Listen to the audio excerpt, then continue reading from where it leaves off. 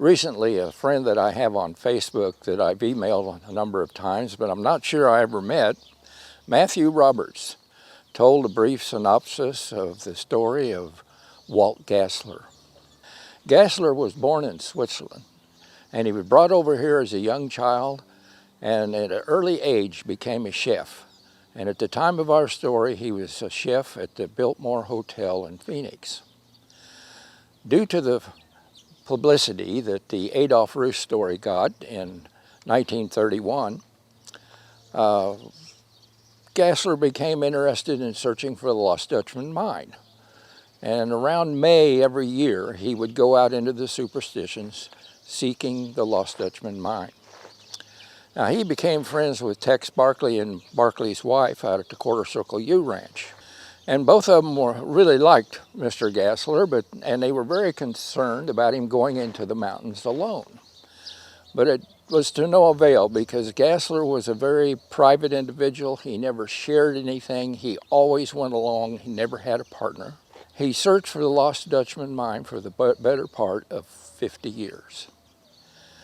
Now, he became friends somewhere along the line with Robert Corbin, the Attorney General of Arizona, who is also a Dutch hunter, and his friend, Tom Kollerborn.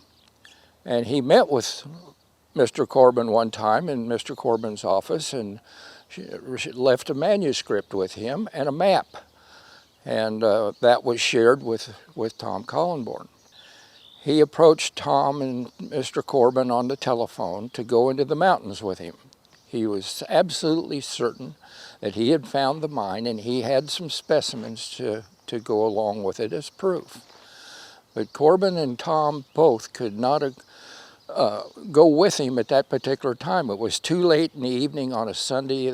Tom had school the next day, and Mr. Corbin was extremely busy, so his wife took him in. And on his way out, after spending some days in the mountains, he was found dead along the trail. Some people found him. Don Shade was one of them. And they left him there and come out and notified the authorities. And the sheriff's department come and retrieved the body and a backpack that had ore in it. But somehow, while in the custody of the sheriff's office, the ore samples disappeared.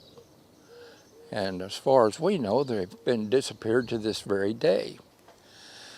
Well, you know, I had a small part to play in this affair. I got a phone call one night about 10 o'clock from Tom Kollerborn asking me to come over. So I went over, and here were two cameramen with a camera on a tripod, and they briefly explained what they wanted me to do. And we went through it without any rehearsal, with no more information than what they told me. And we done it in one take. And this was the crew from Unsolved Mysteries that was doing a story on the Walt Gassler story. But there again, to this very day, the mystery of that missing ore has been unsolved. Now, the part I played was an imposter. I imposed myself as being Walt Gassler's son. And I was there to get the manuscript and the map from Tom Kollerborn.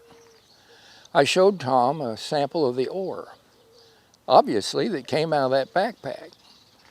And asked Tom for the manuscript and the map, and he readily gave me the manuscript.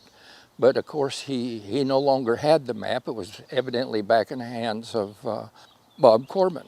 Now, after Tom surrendered the information to Mr. Gassler's son, sometime later, Tom was giving a class at the Apache Junction High School called Prospecting the Superstition, which I had attended twice.